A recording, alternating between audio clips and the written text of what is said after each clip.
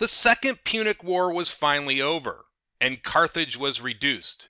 Even Livy writes that he was exhausted from covering the war, but it wasn't long before one war ended that another one started. The Romans began to look eastward, east towards Greece. Although Rome was presenting itself as the savior of the Greeks against Philip V of Macedon, in reality this was a much larger attempt to take over Greece and make it another province in the ever-growing republic. The Macedonians, of course, had sided with Carthage during the Second Punic War. But after destroying the Macedonian fleet, Rome chose to ignore events in Greece while they were tied up with Hannibal in Italy. Eventually, they were able to sign a peace treaty with Philip, ending his participation in the Second Punic War. But now that Philip was warmongering again, Rome saw an opportunity to interfere in the affairs of Greece. The Roman Senate convened to receive envoys from Asia Minor in 201 BC. They listened to the complaints from Pergamon and Rhodes that Philip was attempting to overrun Asia Minor.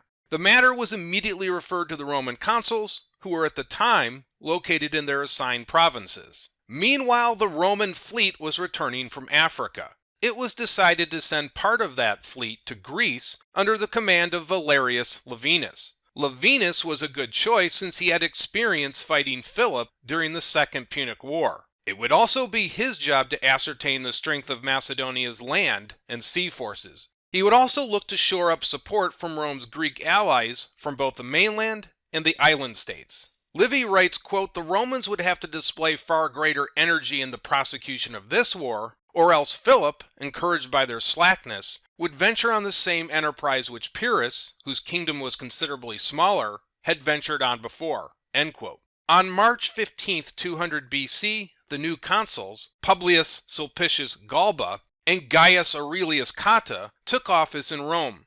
Envoys from Athens arrived announcing that Philip was nearing their frontiers and would soon lay siege to Attica.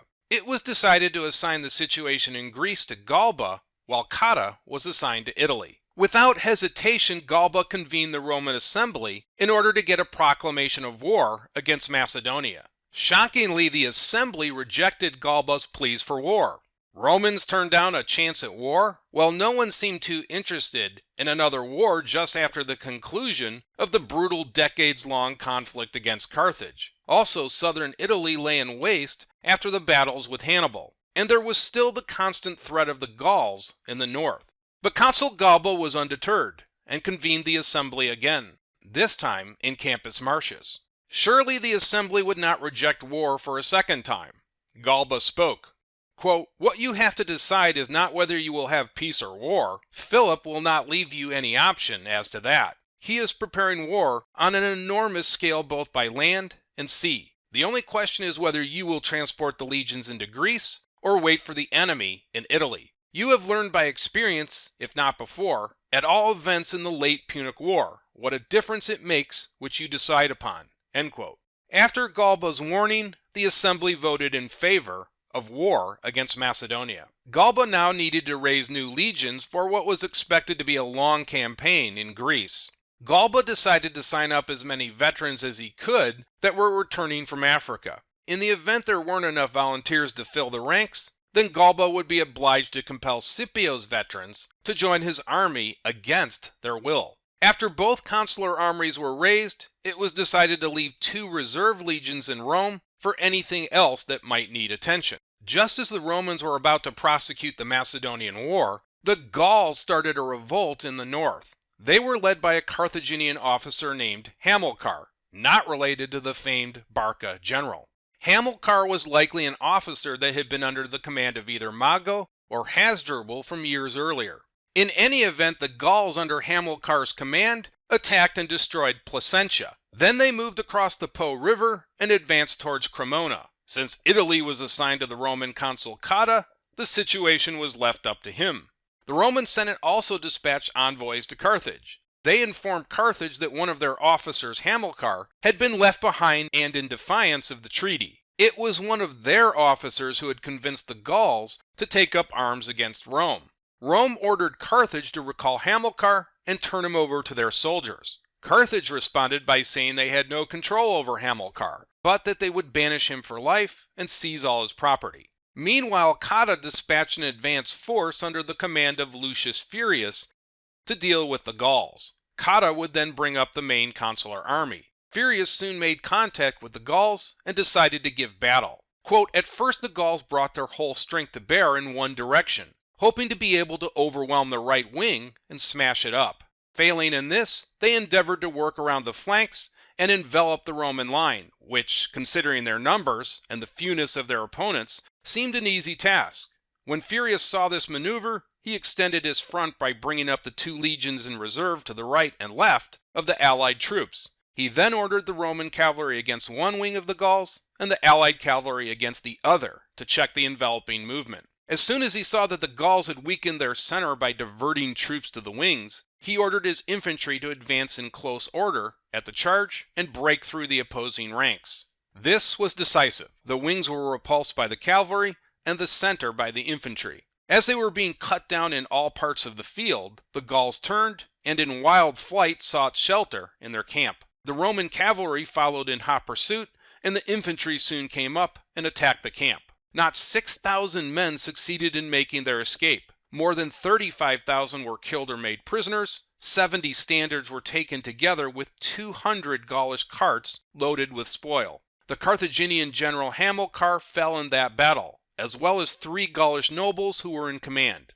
2,000 men whom the Gauls had taken at Placentia were set at liberty and restored to their homes." End quote. Thus Furius defeated the Gauls before Cotta even arrived. There was jubilation in Rome after this great victory. But just as one situation was resolved, another one soon arose. And this matter shook Rome to its core, because it involved the gods. A dispatch arrived that money had been looted from the temple of Proserpine at Locri in southern Italy. Livy writes, quote, "The Senate was extremely angry at finding these acts of sacrilege were still going on at Locri, and that not even the example of Plaminius, notorious alike for his guilt and the punishment which so swiftly followed, acted in any way as a deterrent. Cotta was instructed to write the magistrate in charge and tell him that the Senate wished an inquiry to be made into the circumstances of the robbery." End quote. And sure enough, announcements of ominous signs arrived from all regions around Italy. The gods were angry about this terrible affront, and were letting the populace know about it. Quote, "In Lucania, it was alleged that the heavens had been on fire. In another town, the sun had been glowing red throughout the whole of a cloudless day. At the temple of Juno in Lanuvium, a terrible noise was heard in the night. Numerous monstrous births were also reported. A case was discovered where the child was already 16 years old. In still another town, a lamb was yeaned with a head like a pig. At Sinuessa, a pig was littered with a human head, and on the public domain land in Lucania, a horse appeared with 5 feet. These were all regarded as horrid and monstrous products of a nature which had gone astray to produce such strange and hybrid growths." End quote. The Senate ordered the priests to consult the sacred books. You know, things must have really been going downhill for the Romans to yank out the sacred books. Sure enough, the books provided the necessary instructions to avoid any more supernatural calamities. And so all the money taken from the temple's treasury would need to be restored. Balance with the gods was finally made when all the proper sacrifices and amends were undertaken. And with that, the war could now commence against Philip, and we will get to that in the next video.